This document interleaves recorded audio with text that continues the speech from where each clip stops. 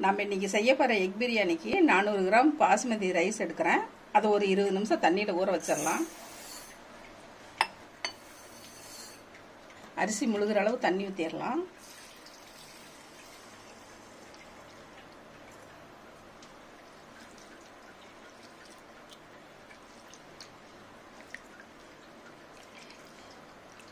இந்த தண்ணியை கீழே ஊற்றிட்டு மறுபடியும் வேறு தண்ணி ஊற்றி ஊற வச்சிடலாம். முதல் தண்ணி கழுவி கீழே ஊற்றியாச்சு. மறுபடியும் வேறு தண்ணி ஊற்றி ஊற வச்சிடலாம். ஒரு 20 நிமிஷம் ஊறிட்டு இருக்கட்டும். ஆயில் 2 ஸ்பூன் ஊற்றிக்கலாம். பெரிய வெங்காயம் நீல வாக்கில் 2 கட் பண்ணி வச்சுருக்கோம், அதை போட்டுக்கலாம். நல்லா ப்ரௌன் ஆகிறதுன்னு நல்லா வதக்கி எடுத்துக்கலாம். நல்லா ப்ரௌன் கலராக வறுத்தாச்சு. இப்போ இதை வந்து ஒரு பிளேட்டுக்கு மாற்றிடலாம். அதே கடாயில் ஆயில் 1 ஸ்பூன் ஊற்றிக்கலாம். மஞ்சத்தூள் ஒரு 1/4 ஸ்பூன் போட்டுக்கலாம். காஷ்மீர் மிளகாத்தூள் ஒரு 1/2 ஸ்பூன் போட்டுக்கலாம். உப்பு ஒரு 1/4 ஸ்பூன் போட்டுக்கலாம். முட்டை வந்து இது மாதிரி கீறி விட்டு போட்டுக்கலாம். அப்போ தான் மிளகாத்தூள் உப்பெல்லாம் நல்லா இறங்கும்.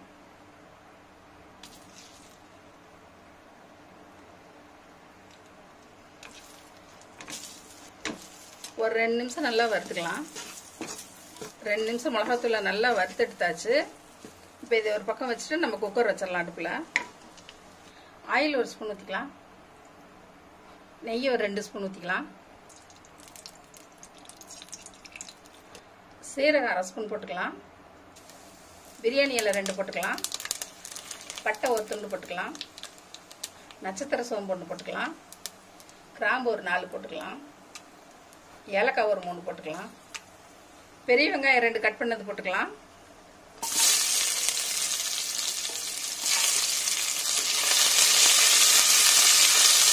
பச்சை மிளகாய் 2 கீறி விட்டு போட்டுக்கலாம். தக்காளி 2 பொடியாக கட் பண்ணது போட்டுக்கலாம். நல்லா வதக்கலாம்.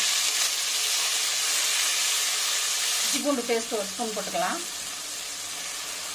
தக்காளி நல்லா சாஃப்ட் ஆகட்டும். அப்படியே இஞ்சி பூண்டு பேஸ்ட்டும் நல்லா பச்சை வாசம் போக வதக்கலாம்.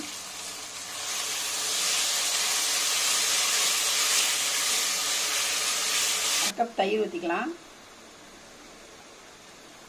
மிளகாத்தூள் 1 ஸ்பூன் போட்டுக்கலாம். மஞ்சத்தூள் ஒரு 1/4 ஸ்பூன் போட்டுக்கலாம். மல்லித்தூள் 1 ஸ்பூன் போட்டுக்கலாம்.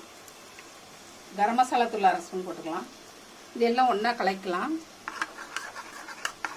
மசாலா தூள்லாம் ஒன்றா போட்டு நல்லா கலக்கியாச்சு. இப்போ இது வந்து நம்ம குக்கரில் ஊற்றிடலாம்.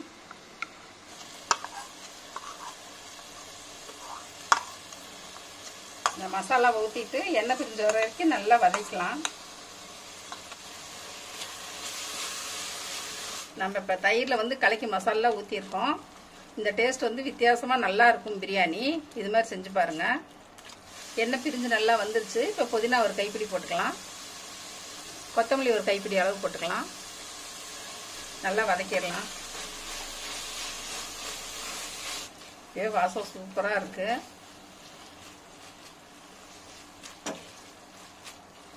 நம்ம எப்பவுமே மசாலா பொடி வந்து ஆயிலில் போட்டு தான் வதக்குவோம். வெங்காயம் தக்காளி வதக்கினதும் இப்படி நம்ம தயிரில் கலக்கி போட்டு செஞ்சு பாருங்களேன், நல்லா ருசியாக இருக்கும். மசாலா நல்லா வதக்கியாச்சு.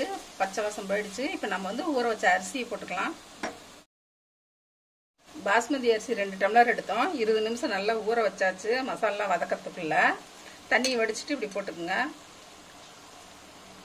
நம்ம இந்த டம்ளரில் அரிசி அளவு எடுத்தோம். இப்போ 1 டம்ளர் அரிசிக்கு 1.5 டம்ளர் தண்ணின்னு கணக்கு வச்சு ஊற்றிக்கலாம். 3 டம்ளர் தண்ணி ஊற்றிக்கலாம். 3 டம்ளர் தண்ணி ஊற்றியாச்சு. அரிசி உடையாமல் கிளறி விட்டுலாம் மெதுவாக.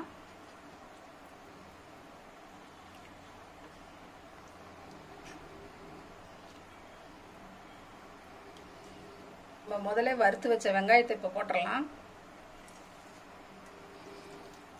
இப்படி வெங்காயம் வறுத்து போட்டோம்னாக்கா நல்லா இருக்கும் டேஸ்ட்டு. முட்டையில் மசாலா இறங்குற மாதிரி ஆயிலில் நல்லா வறுத்து வச்சுருக்கோம். இந்த முட்டையை வந்து இப்போ ஒன்றா உள்ள வச்சிடலாம்.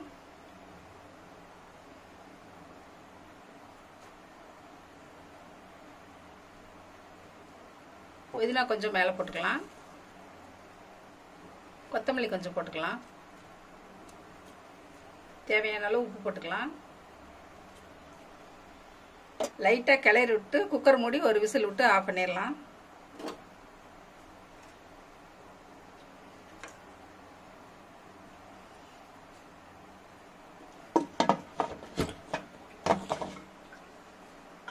விசில் போட்டு ஹை ஃப்ளேம்ல வச்சு ஒரு விசில் வந்தது ஆஃப் பண்ணிடலாம்.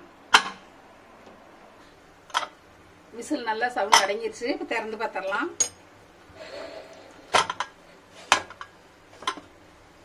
சூப்பரா இருக்குது எக் பிரியாணி. அப்படியே லைட்டா பரட்டி விட்டுறலாம்.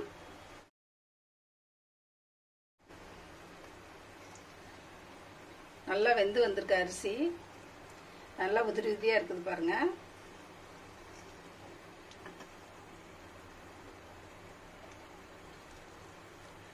மனம் சூப்பரா இருக்கு. நம்ம சூப்பரான எக் பிரியாணி செஞ்சாச்சு. நல்லா உதிரி உதிரியா நல்லா வந்திருக்கு. இதே மாரி நீங்களும் உங்க வீட்டுல செஞ்சு சாப்பிட்டு பாருங்க. எப்படி இருக்குன்னு சொல்லுங்க. இந்த ரெசிபி பிடிச்சதுன்னா மிஸ்ஸஸ் சம்பா சமையலுக்கு சப்ஸ்கிரைப் பண்ணுங்க. மறக்காம பெல் பட்டனை கிளிக் பண்ணுங்க. தேங்க்யூ.